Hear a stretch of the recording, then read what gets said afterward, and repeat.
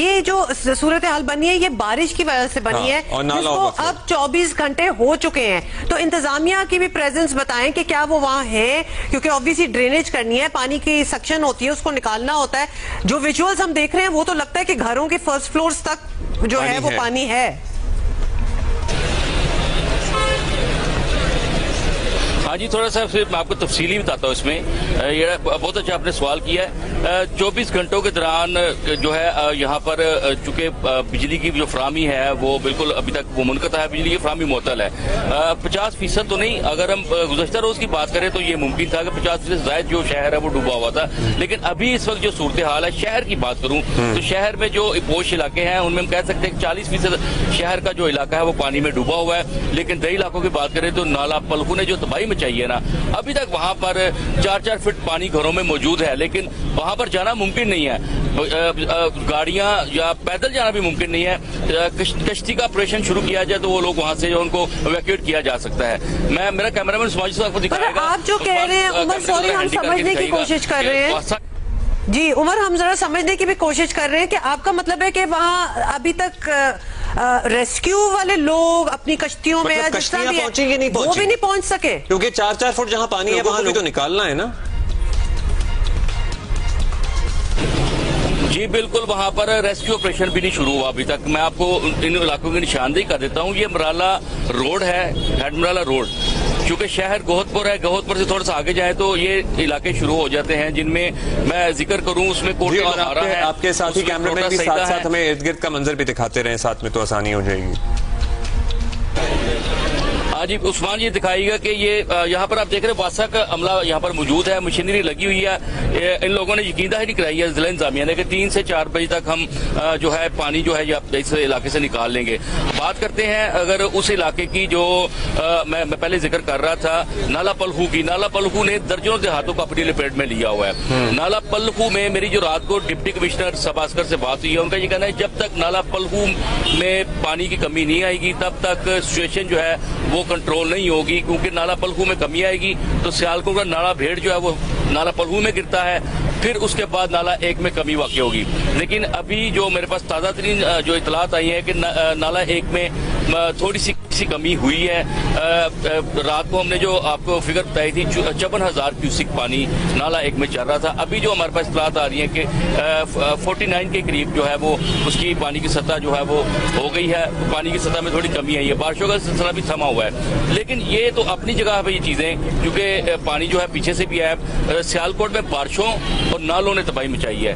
भारत से आने वाले जो नारे हैं वहां से रेले आए और जो मुसलसल तूफानी बारिशें हुई हैं 405 मिली बारिश ने तो मुश्किलात बढ़ा दी ना। बारिश अलग है और जो सैलाबी पानी अक्रॉस द बॉर्डर आ रहा है वो अलग है, भारत से आ रहा है। अच्छा Umar, Sialkot is a very important industrial area as well. बहुत सारी एक्सपोर्ट यहाँ से होती है, हमारी स्पोर्ट्स का निज़ाम है, फैक्ट्रियाँ हैं।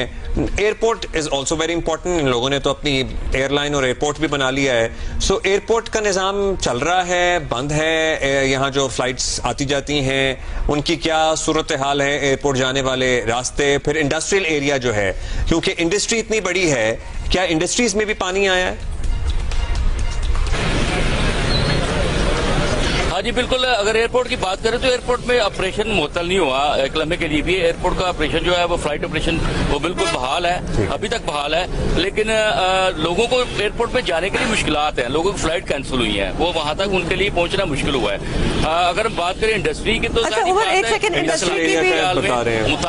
अच्छा ठीक है, इंडस्ट्रियल एरिया का बता दें, क्योंकि I am sorry we have to talk about it, क्योंकि 24 घंटे से ज्यादा हो गए हैं जो इन्फॉर्मेशन हमें मिल रही है और उमर आप भी दे रहे हैं, वहां इंतजामिया नजर नहीं आ रही, वो लोगों तक अभी क्यों नहीं पहुंची? 24 घंटे में उनको रेस्क्यू करना, उनको निकालना, उनको खाना पहुंचाना, मतलब 1000 चीजें होती हैं जो कि एक इमरजेंसी के साथ आती हैं। इसलिए ये हमारे लिए बड़ा शॉकिंग है कि 24 घंटे में आप कह रहे हैं कि इंतजामिया उस तरह पहुंची नहीं है, वो काम नहीं हुआ, रेस्क्यू वाला उनको वहां से परहैप्स लोगों को निकालना भी शायद पड़े, बीमारियां भी होती हैं, कुछ बुजुर्ग बीमार भी होते हैं, क्या लोगों को खाना पहुंचाया जा रहा है? मतलब ये सारी चीजें किस तरह हो रही हैं? हाँ जी बिल्कुल, देखें इंतजामिया अपनी तरफ से कोशिश कर रही है। मैं ये नहीं कह रहा कि सारा मलबा इंतजामिया पे डाल दें, क्योंकि हालात ऐसे हैं कि वहाँ पर पानी का फ्लो इतना है कि वहाँ पर कश्ती चलाना भी मुमकिन नहीं है। आप अगर पुरानी फुटेज निकालें, उसको चलाएं, ऑन एयर करें, तो हमें वहाँ अंदाजा हो जाएगा कि पानी का फ्लो इस कदर है कि वहाँ पर खड़े होना मुमकिन भी नहीं है। लेकिन अभी जो है, जो आज की जो सूरत हाल है, इंतजामिया की जानिब से खाना तकसीम किया जा रहा है लोगों के घरों में, डोर टू डोर खाना भी तकसीम किया जा रहा है। इसके अलावा जो लोग महसूर हैं, जो छतों पर महसूर है, उनके घरों में पानी है, उनको इवैक्यूएट किया जा रहा है। इंतजामिया की जानिब से अपनी तरफ से भरपूर कोशिश की जा रही है, लेकिन कुछ इलाके ऐसे हैं जहाँ अभी भी जो है सूरत हाल जो वर्स्ट है, क्योंकि पानी का बहाव इतना तेज है। दरिया तो अपनी जगह है, लेकिन जो बरसाती नाले हैं, नाला और दीगर जो नाला एक ने आपने का तबाही मचाई है। अच्छा, इंडस्ट्रियल एरिया का बता दीजिए, क्योंकि जाहिर है बहुत इंपॉर्टेंट एरिया है वहां पे सियालकोट का। देखिए जी, इंडस्ट्री तो जाहिर बात है मुतासिर हुई है इस सैलाबी सूरत हाल में, क्योंकि जो लेबर है वो तो जाहिर बात है वो सराउंडिंग से आती है, देहाती इलाकों से आते हैं ये लोग।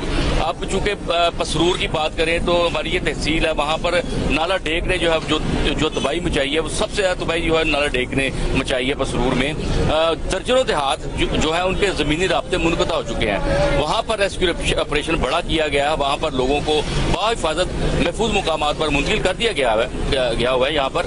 लेकिन चूंकि वहाँ से लोगों का सियालकोट तक आना बड़ा मुश्किल है। अच्छा, ये लोग small and medium size industry का हब है सियालकोट। एमडी वासा को अभी वजीर इत्तलात थी हमारे साथ, वो हमें बता रही थी कि सियालकोट में हमें कारकर्दगी तसल्ली बख्श नहीं लगी वासा की, इसलिए एमडी वासा को मुअत्तल कर दिया गया था। तो who is taking care of the operation? वहाँ पे कोई किसी को तैनात किया गया है या कोई इंचार्ज हो उधर? जी बिल्कुल, नए एमडी वासा आ गए हैं, फैसल शहजाद। मेरी उनसे भी बात हुई है, ये उन्हीं ही की वजह से ये सारा अमल जो है ये शुरू हुआ है। वो आए हैं, हमने निशानदेही रात को की थी। ये हमारी जो जियो न्यूज की खबर जो हमने चलाई थी, जियो न्यूज की खबर ये वो इलाके हैं जहाँ पर अभी तक जो है लोगों को सहूलियत फराहम नहीं की गई, अमदादी कार्रवाई नहीं की गई। ये क्योंकि इन इलाकों में आबादी बहुत ज्यादा है, ये बड़े पोश इलाके हैं। तो उसके बाद नए एमडी वासा जो है यहाँ पर तैनात हो गए हैं, और ये बताया जा रहा है कि जो जितना भी यहाँ पर जो पानी जमा हुआ है इन इलाकों में, ये 3 से 4 बजे के दौरान जो है कुछ घंटों के दौरान। अच्छा उमर, लोग यूजुअली ये भी करते हैं, अब हमने कराची में ये किया कि जब इस तरह की सूरत हाल होती है अर्बन फ्लडिंग की, तो अपने दोस्तों रिश्तेदारों के चले जाते हैं जहां पे पानी उतरा हुआ होता है या बिजली एटलीस्ट मौजूद होती है। सो आप कह रहे थे तकरीबन 50 से जायद जो हिस्सा है शहर का, अब वहां से पानी उतर गया है। तो जहां से पानी उतर गया है, क्या वहां बिजली आ गई है? क्योंकि बिजली का ना होना इटसेल्फ बहुत सारी जुड़ी मुसीबतें और मसाइल लाता है। मतलब फोन नहीं आप चार्ज कर सकते। देखिए, बिजली का जो मसला है ना, उसमें क्योंकि सैलाबी पानी जो है वो ग्रिड्स के अंदर शामिल हो चुका था। अब मजबूरन जो वापडा जो है गैपको को वो ग्रिड स्टेशन जो है वो बंद करने पड़े। अब क्योंकि वापडा से जो तर्जमान वापडा हैं, उनसे जहांगीर साहब, उनसे हमारी बात हुई है, उनका ये कहना है कि हमने तकरीबन 70% काम जो है वो मुकम्मल कर लिया है। अब जिन इलाकों में पानी मौजूद है वहाँ पर थोड़ी सी मजबूरी है, वहाँ पर जो है बिजली अभी तक जो है नहीं, अदरवाइज जहाँ से पानी उतर गया। अभी मेरा कैमरामैन आपको दिखाएगा उस्मान यूसुफ, ये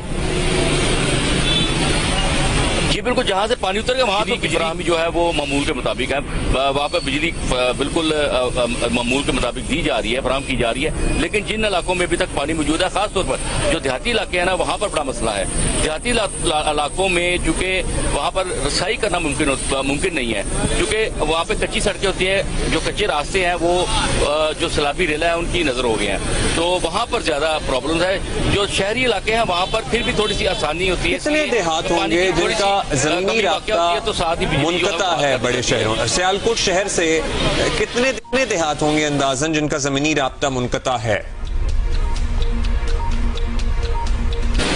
शहर से जो मलिका जो इलाके हैं, जो शहर के बिल्कुल साथ जो देहात है ना हमारे, उनमें भी जिक्र करूँ चौथे वाली है, किशताली फाटक है, इसके अलावा शफीका भट्टा है। ये इन समेत दर्जनों इलाके हैं जहाँ पर पानी जो है सैलाबी पानी इस वक्त मौजूद है।